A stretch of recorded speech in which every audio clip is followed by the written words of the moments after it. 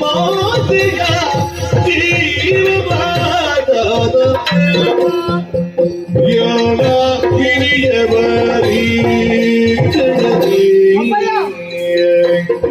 ಎಲ್ಲ ಹಿರಿಯವರು ಈ ಕ್ಷಣದಲ್ಲಿ ಜನಗಾನ ಕರುಣಿಸು ಮಾತೆಯ ಜೀವವ ಎಲ್ಲರ ಹಿರಿಯವರು ಈ ಕ್ಷಣದಲ್ಲಿ ಕರೆಯಲಿ ಕೆಡದವರಿ ಹೇಳಲಿ ಕರೆಯಲಿ ಕೆಡದವರೇಳಲಿ ಜನಗೀ ದುರಿತವು ಬರದಿರಲಿ ಕರುಣಿಸು ಮಾತೆಯ ಜೀವವಾದ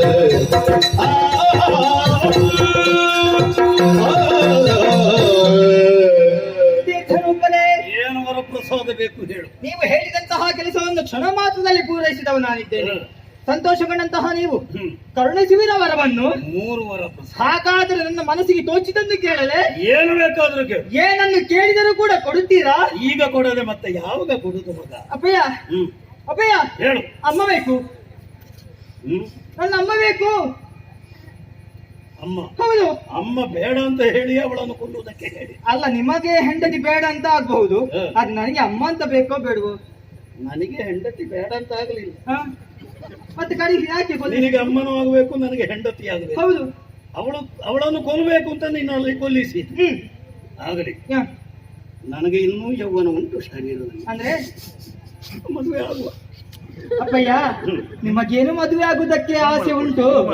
ಎಷ್ಟಾದ್ರೂ ಬರುವವಳು ಚಿಕ್ಕಮ್ಮ ಆಗ್ತಾಳೆ ಹೊರತು ನನ್ನ ದಕ್ಕಮ್ಮ ಆಗುದಿಲ್ವಲ್ಲ. ನಿನ್ನ ತಾಯಿಯೇ ನಿನಗೆ ತಪ್ಪಬೇಕು. ಕೇವಲ ರಂಜನೆಗಾಗಿ ಹೇಳಿದ್ದು ಮಗನೇ. ಇನ್ನೊಂದು ಮದುವೆ ಆಗುವಂತಹ ಮನಸ್ಥಿತಿ ನನ್ನದಲ್ಲ. ನಿನ್ನ ತಾಯಿಯನ್ನೇ ಬದುಕಿಸಬೇಕು. ಸರಿ, ಇದು ಬದುಕಿಸಿದ್ದೇನೆ.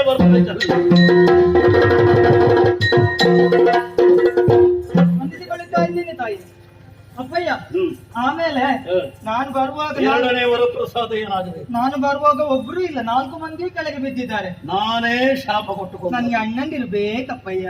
ಏನು ಅಣ್ಣಂದಿರು? ತಮ್ಮಂದಿರಾಗ್ಲಿಕ್ಕಿಲ್ಲ. ತಮ್ಮಂದಿರು ಬೇಡ, ಅಣ್ಣಂದಿರೇ ಬೇಕು. ಅವುಗಳೆಲ್ಲ ಉತ್ಪಾತ ಪಿಂಡಗಳು. ಹಾಗೆ ಎಲ್ಲ ಸತ್ಯ ಹೇಳಬೇಕು. ಒಂದು ಗುಟ್ಟು ನಿನ್ನಲ್ಲಿ ಹೇಳ್ತೇನೆ. ಏನಪ್ಪ? ಎಲ್ಲ ಅಮಾವಾಸ್ಯೆಗೆ ಹುಟ್ಟಿದ ಆಡಿದ ಮಾತುಗಳನ್ನು ನಡೆಸುವುದಕ್ಕೆ ಸಾಧ್ಯ ಆಗದೆ ಆ ರೀತಿ ಸಾಧ್ಯ. ಅಪ್ಪಯ್ಯ, ಇಷ್ಟರ ತನಕ ಏನು ನೀವು ಹೇಳಿದಂತಹ ಮಾತನ್ನು ಕೇಳಿಲ್ಲ. ಇನ್ನು ಮುಂದೆ ಕೇಳುವ ರೀತಿಯಲ್ಲಿ ನಾನು ಹೇಳ್ತೇನೆ. ಹೌದಾ?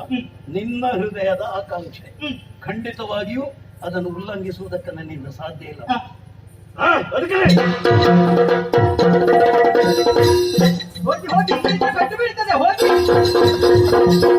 ಮೂರನೇ ವರಪ್ರಸಾದ ಏನು ಬೇಕು ಮಗನೇ? ಸ್ವಲ್ಪ ಹೊತ್ತು ತಾಯೇ ಬಂಧಿಸಿಕೊಳ್ಳುತ್ತಾ ಇದ್ದೇನೆ. ತಾಯಿ, ಏನು ಮಗನೇ? ನಾನು ಮಾಡಿದಂತಹ ಕಾರ್ಯವನ್ನು ಮೆಚ್ಚಿ ತಂದೆಯವರು 3 ವರಗಳನ್ನು ಕರುಣಿಸಿದ್ದಾರೆ. 2 ವರಗಳನ್ನು ಕೇಳಿ ಆಗಿದೆ. 3ನೇ ವರ ಹೇಗೆ ಯಾವ ರೀತಿ ಕೇಳಬೇಕೆಂಬುದು ಗೊತ್ತಾಗುವುದಿಲ್ಲ. ನೀವೇ ಹೇಳ್ಬೇಕಮ್ಮ. ಕಂದ, ನೀನು ನನ್ನನ್ನ ಕೊಂದವನು, ಹಾಗಾಗಿ ಮಾತೃ ಹತ್ಯೆ ಎನ್ನುವುದು ನಿನ್ನನ್ನು ಬಾಧಿಸಕೂಡದು. ಅದಕ್ಕೆ ಬೇಕಾಗುವಂತಹ ವರವನ್ನ ಕೇಳಿ. ಧನ್ಯವಾದ. ಏನು ವರಪ್ರಸಾದ ಬೇಕು ಹೇಳು. ನೀವು ಹೇಳಿದಂತೆ ತಾಯಿಯ ತಲೆಯನ್ನು ಕಡಿದವ ನಾನಿದ್ದೇನೆ. ಹೌದು. ಮಾತೃ ಹತ್ಯಾ ದೋಷ ಎನ್ನುವುದು ಬರುವುದಿದ್ರೂ ಕೂಡ ಬಾರದ ಹಾಗೆ ಅನುಗ್ರಹಿಸಬೇಕು. ತಾಯಿಯನ್ನು ಕೊಂದವ ನೀನು, ಆ ಹತ್ಯಾ ದೋಷ ನಿನಗೆ ಅಂಟುತ್ತದೆ ಎನ್ನುವಂತಹ ಶಂಕೆ. ಪುನಃ ಬದುಕಿಸಿದ್ದೀಯಾರು ನಾನು. ಹಾಗಿದ್ರೆ ಆ ಪಾಪ ಈ ಪುಣ್ಯ 2 ಸರಿ ದೂಗುವುದಕ್ಕೆ ಸಾಧ್ಯ ಇಲ್ವಾ? ಆದರೂ ನಿನಗೊಂದು ಶಂಕೆ. ಹೌದು ಮಗನೇ, ನೀನು ಯಾರು ಎನ್ನುವಂತಹ ವಿಚಾರ ನನಗೆ ಚೆನ್ನಾಗಿ ಗೊತ್ತು ಮಗನೇ. ಸರ್ವರ ಪಾಪವನ್ನು ನಿವಾರಣೆ ಮಾಡುವಂತಹ ನಿನಗೆ ಪಾಪ ಅಂಟಿಕೊಳ್ಳುವುದಕ್ಕೆ ಸಾಧ್ಯ ಉಂಟೆ? ಅಂತೂ ಪಾಪದ ಶಂಕೆ ನಿನಗೆ ಉಂಟು ಅಂತಾದ್ರೆ ಶಿರವನ್ನು ಛೇದಿಸಿದಂತಹ ಕೊಡಲಿ ಉಂಟಲ್ಲ, ಅದನ್ನು ಎಲ್ಲಾ ಪುಣ್ಯ ಕ್ಷೇತ್ರಗಳಲ್ಲಿ, ಪುಣ್ಯ ತೀರ್ಥಗಳಲ್ಲಿ ಅದನ್ನು ತೊಳೆ ಯಾವಾಗ ರಕ್ತದ ಕಲೆ ಮಾಸುವುದೋ ಅಂದಿನ ದಿನ ನಿನ್ನ ಪಾಪದ ಶಂಕೆ ನಿನ್ನಿಂದ ದೂರ. ಧನ್ಯನಾದೆ ಅಪ್ಪಯ್ಯ. ಪರಶು ಕೊಟ್ಟದ್ದು ಮಾತ್ರ, ಆದ್ರೆ ಪರಶುವನ್ನು ಯಾವ ರೀತಿ ಪ್ರಯೋಗಿಸಬೇಕೆನ್ನುವಂತಹ ಪಾಠ ಇನ್ನು ಮುಂದೆ ಆಗಬೇಕಾಗ್ತದೆ. ಉಳಿದ ವಿದ್ಯೆಯನ್ನು ಕಲಿಯುವುದಕ್ಕೆ ಹೋಗುವರೆ ಆಶೀರ್ವಾದವನ್ನು ಮಾಡಬೇಕು. ಆಗಲಿ ದೇವರು.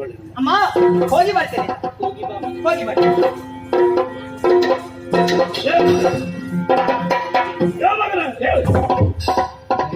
ಇವ ಹೋಗಿಬಿಟ್ಟ. ಇನ್ನು ನಮ್ಮನ್ನು ಪರಸ್ಪರ ಒಂದು ಮಾಡುವುದು ಯಾರು? ಇನ್ನು